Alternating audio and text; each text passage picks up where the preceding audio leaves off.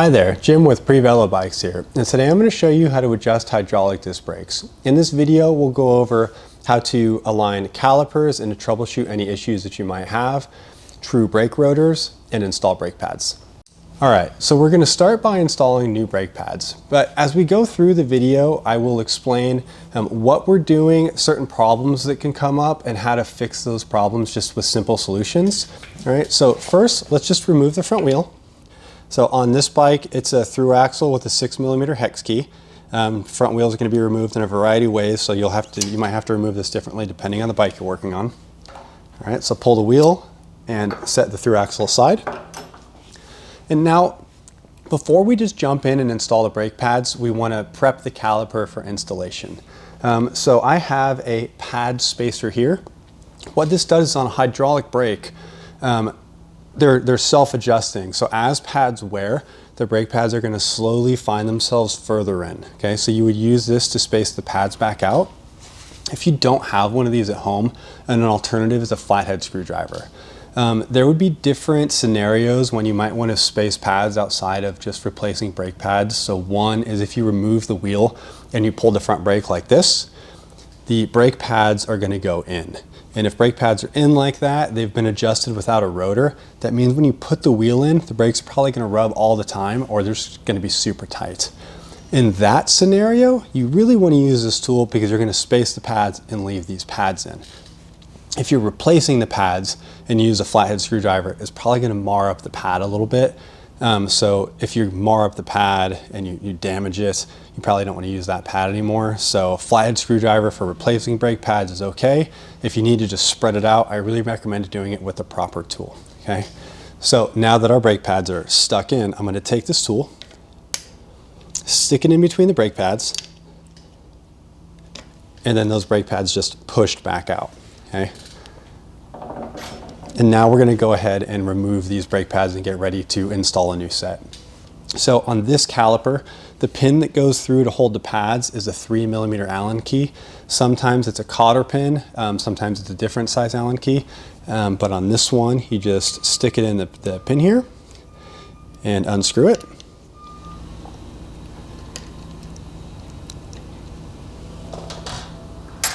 Okay, and now with that pin out of the way, we can drop our brake pads out. There are some calipers where the brake pads come out, but on a Tektro, it's just going to come out of the bottom. Okay.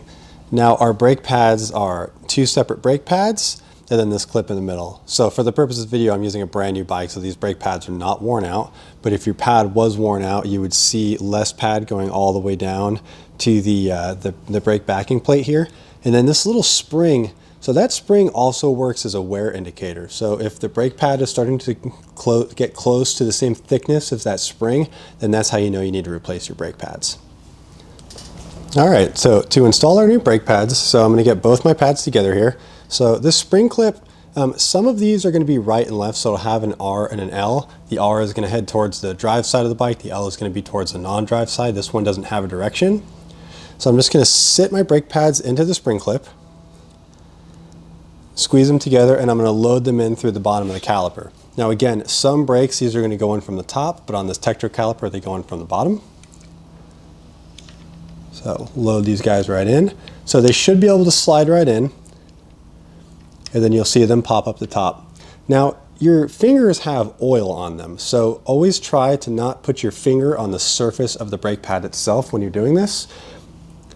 And so just get that pushed up. So I'm just touching the backing plates when I do this, and then slide your pin in, and then just go ahead and tighten your pin. And at this point, so if you had a C-clip, you would install the C-clip on the end here, or if you had a cotter pin, you would grab it with a pair of needle nose pliers and bend it up. But with that, the new brake pads are slid in. All right, so now our brake pads are installed. So anytime you install new brake pads and you totally reset a caliper, it's a good idea before you install the wheel to just loosen up the caliper bolts. If a caliper is off center when you try to install a wheel for the first time and you just cram the wheel in there, you can knock the rotor out of true by basically forcing it in and putting pressure on it to bend it to one side. So I'm going to loosen this up to where both the caliper can move around a little bit. Okay, so now I have my through axle already loaded onto my hex key, my front wheel. Gonna slide the front wheel into place and then tighten it up. And now I'm ready to adjust my brake.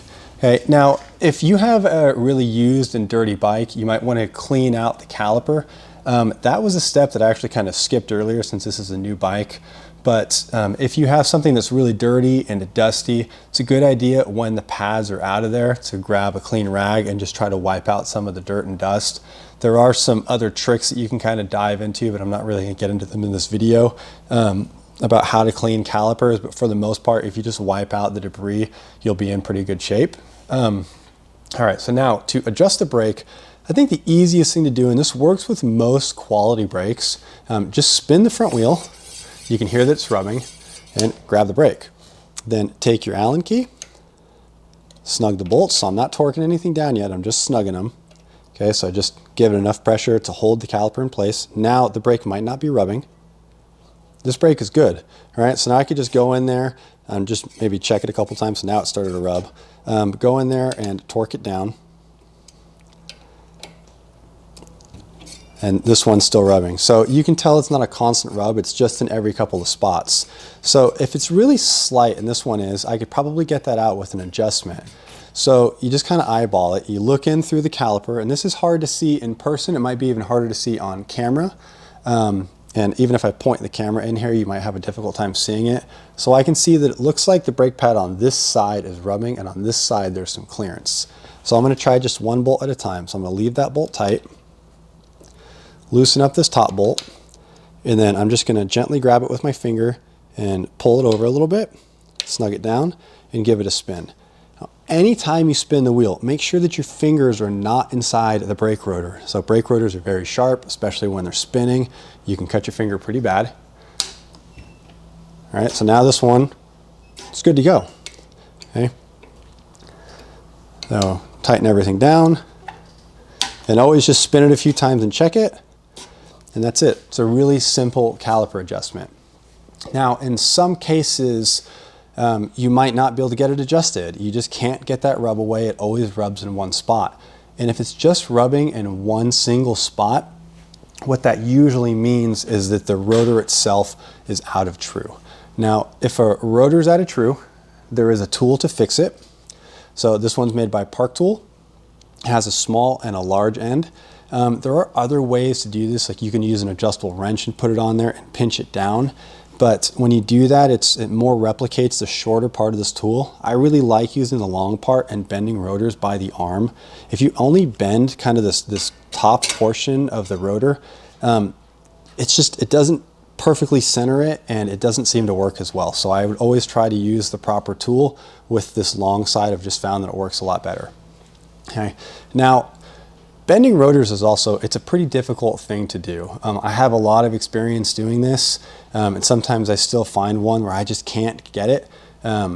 So I really recommend just being patient, take your time with this. If you think it's outside your realm, take your bike into a shop. But if you feel comfortable and you want to go for it, by all means, I'm all about do it yourself. All right, so let's put this on here. Now I'm going to knock this rotor out of true.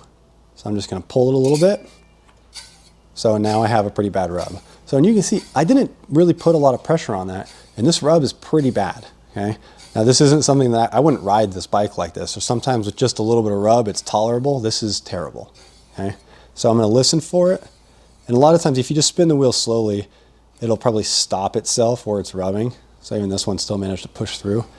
And you can see it starts rubbing here, and it kind of rubs all the way through. So it's rubbing across 3 different arms. So I'll find that center arm, and I'll walk that one around. And if you eyeball it again, if you look through, you can see when the rotor kind of waves back and forth. So it's rubbing there. I'm going to walk this through and just give it a little bit at a time. Spin it, check it.